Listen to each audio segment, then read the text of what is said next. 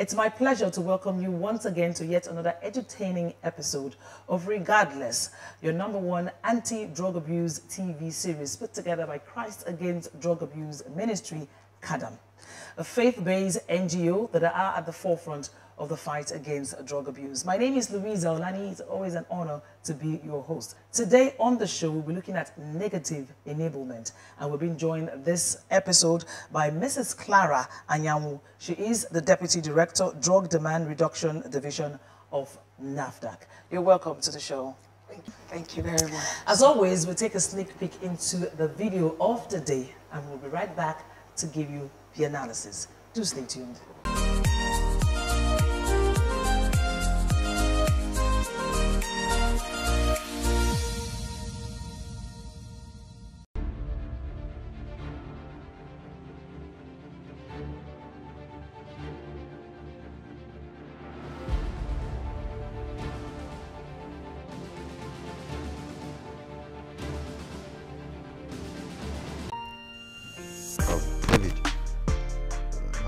So you're back from school so soon? Abba, Popsy, I've been back for like a week now. Oh really? And I don't know about it. Is the semester over already? Yes, now. You even saw me 2 nights ago when you came back from... Oh dear, that was gonna... How could he have missed that goal? Huh? Did you see that? Ah, this guy now Bono. Ah. Did I keep my phone? Oh. You know what? Go to the fridge. Get a cold, cheap beer for yourself. Huh? And come refill my glass too. No problem, sir. Okay, good. Who watches a game of football without a glass of a cold beer?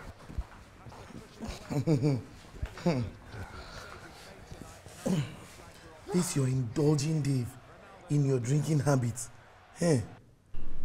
Woman, please don't start. As you can see, I'm watching my game. Start what? I'm just saying, no. Is David a kid? He's 19 for crying out loud. And he's a fully fledged grown man. He's allowed to taste beer and drink if he wants. Huh? Thank you, Jerry. Look, women are not wanted in this kind of gathering. It is men's affair, football. Where is my phone, Seth? Go to the kitchen and look for your phone. It's not here. And don't disturb my... yes. Okay. All right. Yes. Pass your ball, man. Pass your... Oh.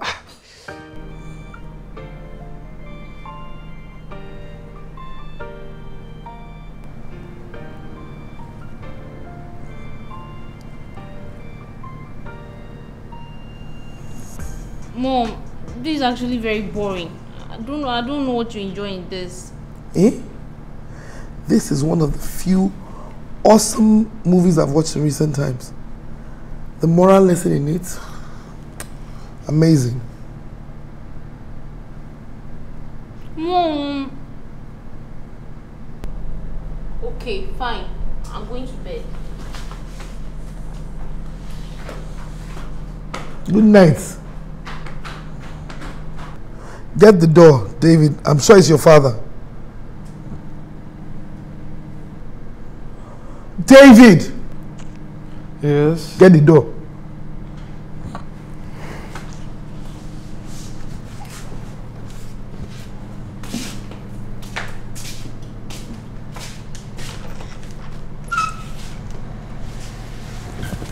Welcome, Dad.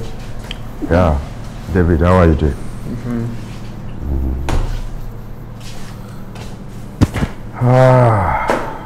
Welcome. How's work? I've been trying to call you all day. Your phone was switched off. I had drinks with friends after work. It's quite late. Shouldn't have come back so late. It's dangerous. Am I one of your students? Okay. The Dinner, please. I'm starving.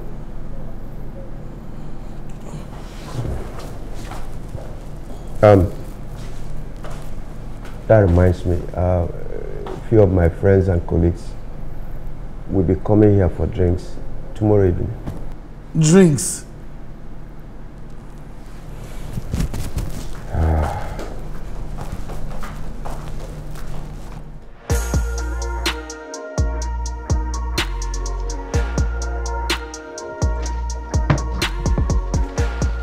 Mommy. What? You will knock now, courtesy.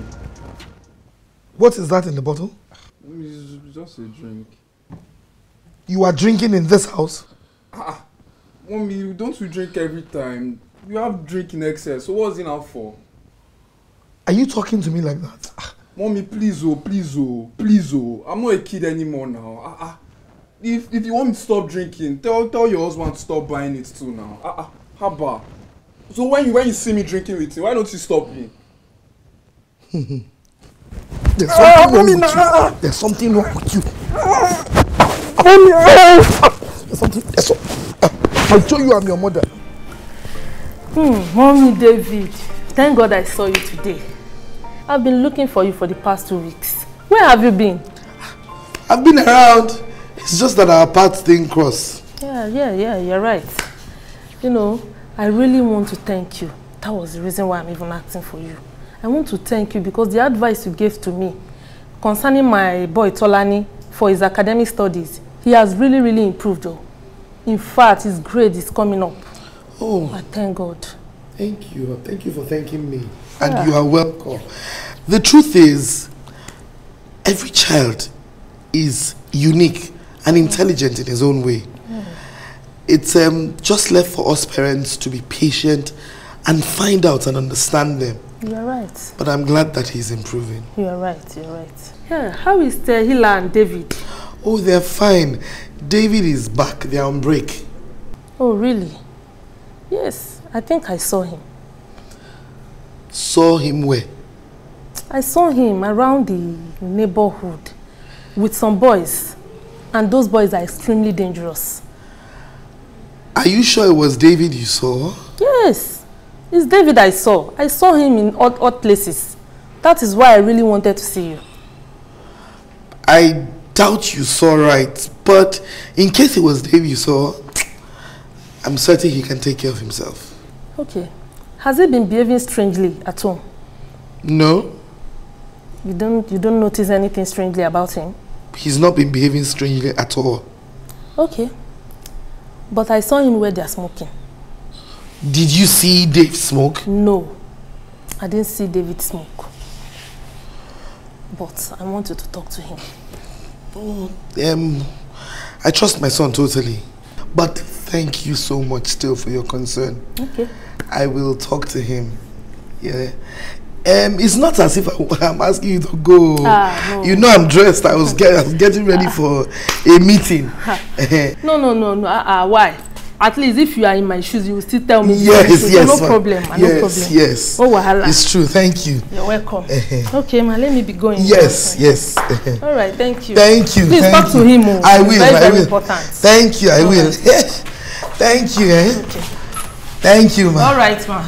Bye-bye. Yes, bye. Okay, ma. Dave, I've been calling you since.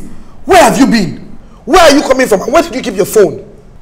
I'm sorry, Mom. I lost track of time. You lost track of time at 12 midnight. Eh? David, do you want to kill me? Do you want to kill me? Mama, it was a birthday party. I was busy having fun. I forgot about time. Lost track of time. A birthday party and you are this drunk? Whoa! What is that smell on your breath? David, you see this venture you want to start? It's not in this house. You cannot walk inside this house. Hey! Almighty, show me the right path. Show me the right path with this child. Hi.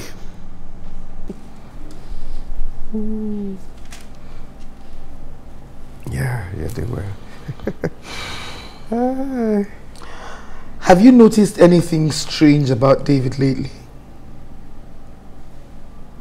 No. You were asleep last night. He came home very late and drunk. How is that a problem? Really? Honey, David is a man. Give him some liberty. You can't treat him the same way you treat our baby Tahila. It's not just about last night. I've noticed lately that he's been keeping to himself a lot. Honey, you're worrying too much. Huh? You're worrying too much. Boys will always be boys. Let him be. Allow the young man to enjoy his freedom. I did worse when I was at his age.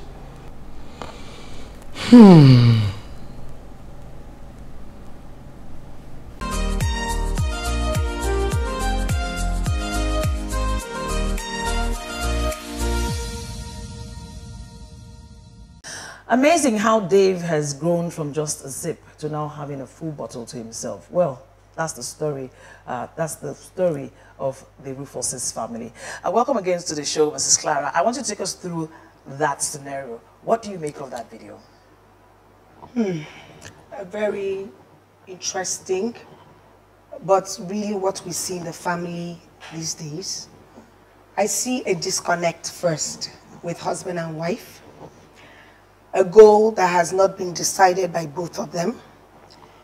While one person is interested in pleasing the child, that's the son, with alcohol, drinks to make him feel happy, the mother, on the other hand, is set in trying to put things right in the home. Two different things happening here.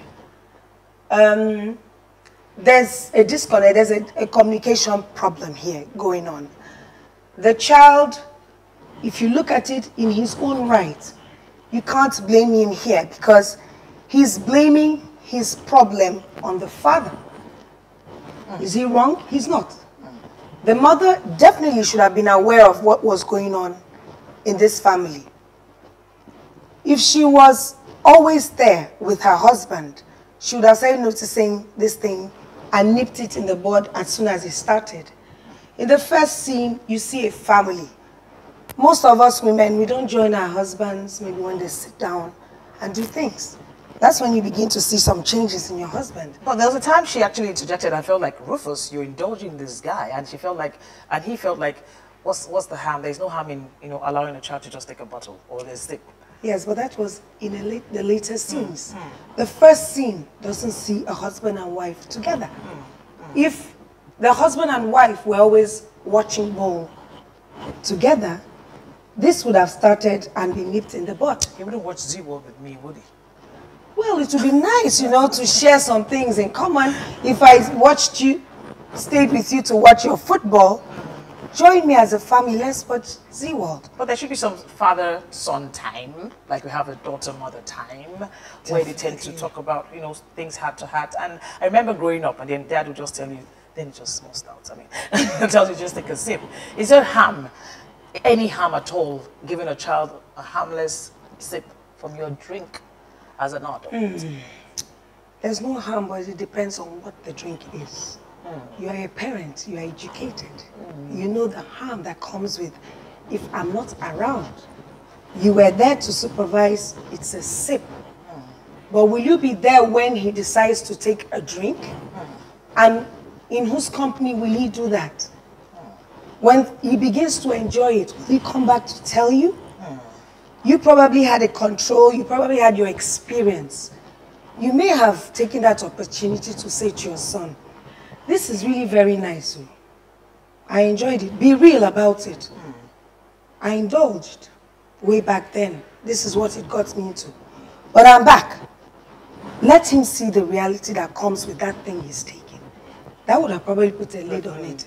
And maybe just giving a warning that you might not be as lucky as I was to bounce back. Yes. Okay, so what are those things we do as adults that consciously or unconsciously, nudge these young people to go into let's start, of course, with alcohol use before we go into the, the whole drug thing.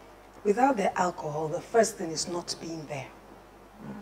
And when I say not being there, I mean not just the physical aspect of things, spiritual, mentally, you're not there. You don't read. They want to communicate. Sometimes your child looks at you and all he needs or she needs is a hug, not criticism. In this kind of Lagos, everybody goes in the morning and comes back at night. Would you blame the parents? In a way, I wish the parents would stop, take a break before they react. You don't have work in NMPC. No! They need to hustle! Yes, they need to hustle, but we need to start trying to understand that the situation that they are presently finding themselves is not their fault. It's not their making. Neither is it your fault either, but we need to keep going. We need to do something. We need to communicate. If we keep blaming each other, taking it out on the next person, where do you think we'd go? So are we having it prevalent now, or it used to be, but social media just made us hear about it more? Because even back then, you see that we had this close-knitted family where everybody stayed together. We seem to be close. The mom is in the horror room or the kitchen and everything, but things still went bad. Yes, it was there, but not this bad. Social media did contribute to it. Let's take a look at what is happening these days. Husband and wife go out for a dinner date. I think the only time they might even chat with each other is when the menu comes. What would you rather have, dear? And then, oh, that's what I want. Then watch it. As soon as the waiter goes, everybody's on the phone. And may remain that way till the waiter comes with the food. Then you continue eating. After that, back to the phone. And you're having dinner with your husband, you're not discussing even the family. You're not discussing your dreams, your aspirations. Then after a while, you begin to say your wife doesn't pay attention to you, or the husband is having a problem and the woman doesn't notice what's going on. How? When both of us have already been carried away with gadgets. Interesting. We're looking at some of the things we do as adults to enable, that are enabling or nudging these children, these kids, into drug or alcohol use consciously or unconsciously. And of course, you're still watching regardless. We'll go on a short break. When we come back, as a NAFDAC staff, as a NAFDAC boss, you take us through what the agency is doing in the fight against drug abuse. Stay tuned.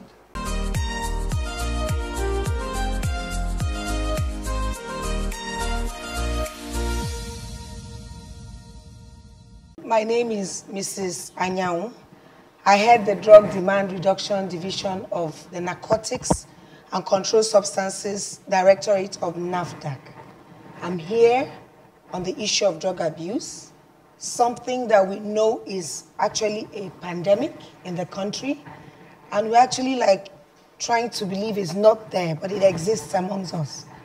What's the solution? Is to understand why they go into it in the first place. That's the first thing. And this thing begins with the home. We need to know our children, know our partners, know our people around us at home. That's the only way we can prevent this pandemic from getting any worse than it is already.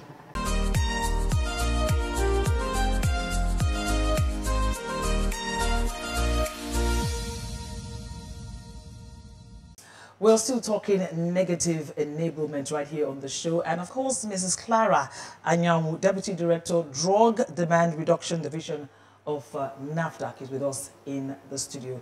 Thank you again, ma'am, for making our time to be here to enlighten us on the danger of drug use. Now, before that break, we were talking about how parents are not aware, how parents are not available for their children and all of that. Delving straight into the topic.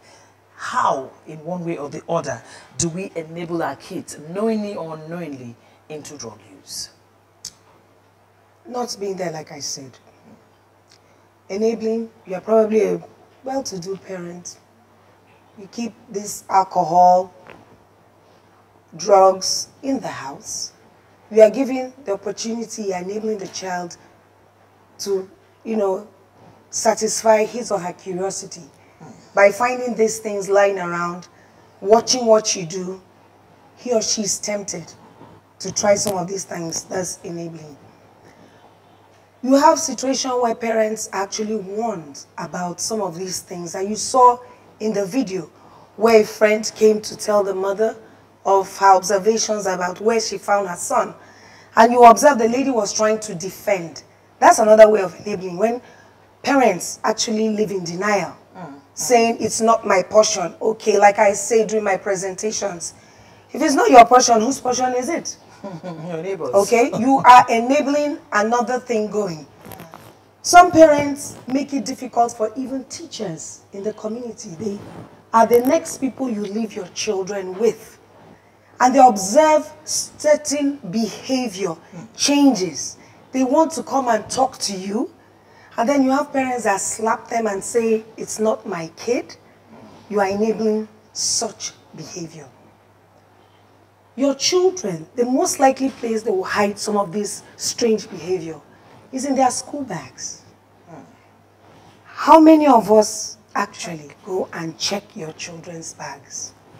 You are enabling an environment where some of these things come into the home and actually diffuse to the younger children and others in the home. You give a child a room to himself. You are enabling. Nobody watches him. You don't even come to spend time with the child in that environment. That's another enabling factor. You send off a child to university. You don't go, in those days, our parents used to do surprise checks. Yeah, just to know if you're in school. You're still in school. They just show up in the university, find out which lectures you have and if you are present. But how many of our parents do that? Some don't even know where the school is. Some don't even know. Sometimes the child graduates, that's when you realize that the child you sent in for medicine has come out with theater arts. So true. Another enabling environment. You are not supervising. You are not parenting. So these things happen. You are not counseling. That's another enabling factor. You don't read with your child. You don't discover, some children have problems in school. You are probably one of the best students in your time. Have you shared such experiences and gifts with your children? Your child might have it in maths, but you're not there. Yeah, and then he leaves it. I also want to give kudos to the apropos neighbor that came to report, because they'll tell you we are own security, agents one way or the other. We don't just sit and blame the government. The lady noticed and came to report. I feel Dave's mother really didn't find that funny, and she just, the way she said, I'm not asking you to go, just I was about going out, more like, the one that you have talked is okay, come and go, I'll deal with my issue myself. We've moved to an era where your child is our child. We take care of the child together. We can beat, and then you go back and you beat the child again to say, yes, the neighbor actually did well. But these days, you dare not touch people's children because we are just so on our own. So how are all of these things contributing to the level of decadence we are seeing today? And what is the role of NAFDAC in the fight against drug use? With that, you are seeing moral decadence really going down, where someone's child is no more everybody's child. In fact, I'll give you a scenario. A day in church, a little boy in front of me was using the phone. And this was sermon going on. Very enlightening and very educative. And I felt the child needed this. And I just tapped and I was like, oh, the phone. And before I could say Jack Robinson, I get another tap from behind my back. And that was the mother. Why don't you mind your business? Wow. Now, many people don't have the will after that to continue. You either go back into your shell and say, you know what, I should have minded my business. In the first place. It's her child, it's her problem. But that's wrong. That child is our child. Eventually, that child could be your child's friend. But that's what's happening. Everybody's staying off now because of this, I don't know what you say, hierarchy in the system. This one is rich, this one is poor. This one is more educated, this one has more. So, you know what, let me stay in my own space, you stay in yours. Now, what is NAFDAC doing? I just came in from 2 sensitization programs today. And before we were going to private schools, but there's need to reach the public schools as well. So I've gone into public schools, family. Now what NAFDAC is doing is we're going into target areas. Drugs, people don't just take drugs because they want to. There's always a reason why someone gets into drugs in the first place. The issue is find the root cause. And when you find the root cause, you're able to solve the problem. Initial prevention, and that's what NAFDAC is all about right now. In the movie, you see that the initial cause was the father introducing that kind of alcohol, drug to the child. With the girl, people are not paying attention. Already, she's trying to connect with the mother, but the mother is selfish in her own way, wanting to do what pleases her, not bringing the child into the picture. So you're gradually drifting that child away from the home. She's gone off to her own space. And that space might be filled up with the wrong people, the wrong things as well. Now she has her own room, you left her, you didn't follow up, you didn't want to explain why you're watching that. That would have been an opportunity to tell the child why you're watching that movie. But you didn't. You just kind of slammed it on her face.